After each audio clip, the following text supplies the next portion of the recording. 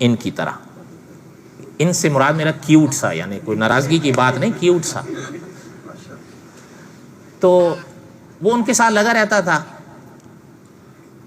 کئی عرصہ دیکھتا رہا بھائی استاد کے آگے تو دنیا بچھ بچھ جاتی ہے، کہیں بھی جاتے ہیں تو دنیا تو نثار ہو جاتی ہے، کمال کی لوگ قدر تو کرتے ہی ہیں.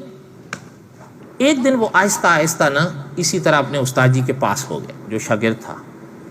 وہ کہنے لگا کہ استاد جی ایک بات کہوں. شیخ ابن سینا نے کہا کہ کہو. کہنے لگا کہ آپ کو اللہ نے بڑی عزت دی، بڑا مقام ہے، آپ تو جہاں جاتے ہو تو لوگ آپ کو ہاتھوں لیتے، ہاتھوں. میں نے ابھی عرض کیا نا کمال کی لوگ قدر تو کرتے ہیں، شاید آپ کو یاد ہوگا ابھی. تو شاگرد نے کہا کہ اچھا ابن سینا تو پھر اور پرانے دور کی بات. کہا کہ جی آپ تو، حضرت نے فرمایا پھر کیا کروں. ابن سینا نے کہا، انہوں نے کہا جی آپ نبوت کا دعویٰ کیوں نہیں کرتے.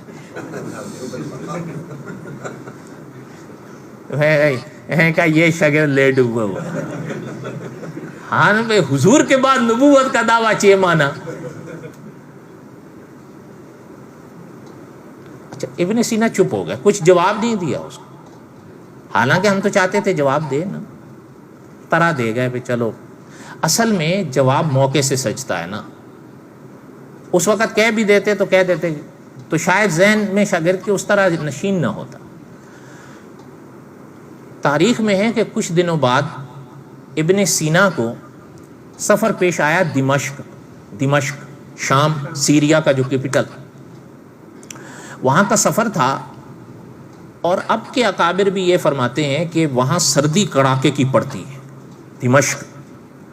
ابن سینا وہاں گئے تو جو جامعہ دمشق ہے، وہاں کی جامع مسجد، اس کے ساتھ میں انہوں نے کمرہ لیا، وہاں رہے. کسی ضرورت کے تحت گئے ہوں گے تو وہ شاگرد بھی ساتھ میں. تو رات سردی کا موسم تھا، لیکن وہ تاریخ کے اوراق بتاتے ہیں کہ ابن سینا کا مزاج تھا تہجد پڑھنے کا.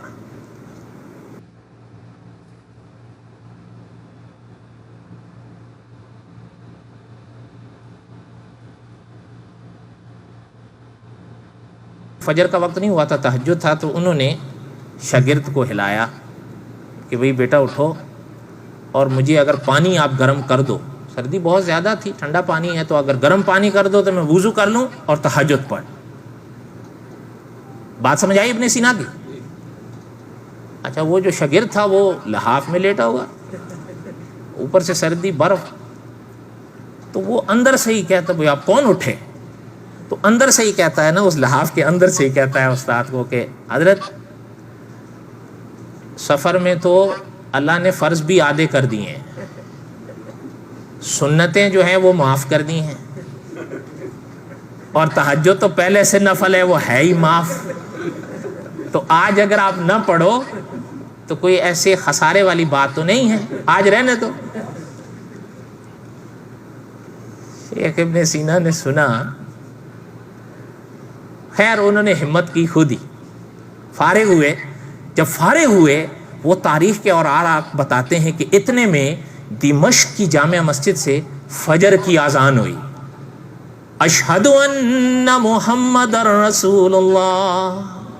جب یہ جملہ آیا ابن سینا کو اس کا وہ سوال یاد آیا. اچھا اذان پوری ہوئی نا، ابن سینا نے اس کو اٹھایا، اٹھ کے بیٹھا آنکھیں ملتے ہوئے. ابن سینا نے کہا کہ ایک بات بتاؤ، یہ کیا کہا تھا تم نے مجھے ابھی؟ کہ جی میں نے یہ کہا. ویسے اگر آپ ناراض نہ ہو، فقہ کے اصول کے تحت ان کے شاگرد کی بات غلط تھی؟ فقہ کے اصول کے تحت ان کے شاگرد کی بات کوئی غلط تو؟ ابن سینا نے کہا کہ وہ یاد ہے تم نے مجھ سے کچھ دن پہلے ایک بات کہی تھی کہ لوگ آپ کے آگے بچھ بچھ جاتے ہیں. تو میں نے کہا کہ کیا کروں؟ تو آپ نے کہا تھا آپ نبوت کا دعویٰ کیوں نہیں کرتے؟ کہ ہاں بالکل، کہ اس وقت تو موقع نہیں تھا اس سوال کے جواب کا، اب دیتا ہوں. اب ذرا اس کا جواب سنو. کہ جی کیا؟ کہ اگر میں نبوت کا دعویٰ کر دیتا تو میرے صدیق کے اکبر تو پھر تم ہی نے بننا تھا.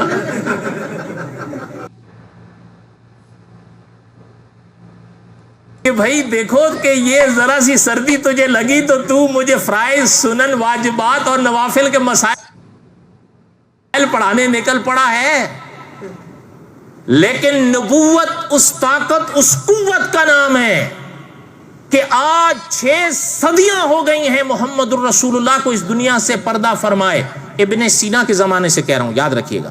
ابھی تو حضور کو اس دنیا سے پردہ فرمائے کتنا زمانہ ہوا؟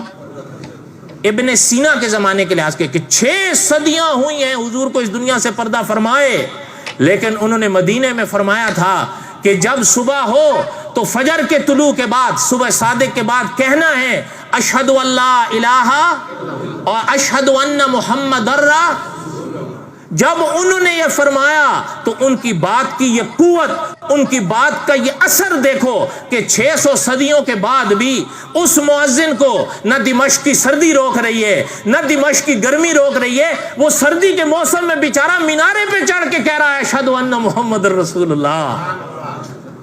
حضور کی باتوں کی تو یہ طاقت، یہ قوت ہے۔ اس لیے میں اگر نبوت کے دعوے کروں تو پھر میرا صدیق اکبر تو ہی ہو، جو رہ آج کسر ہے وہ بھی ختم ہو۔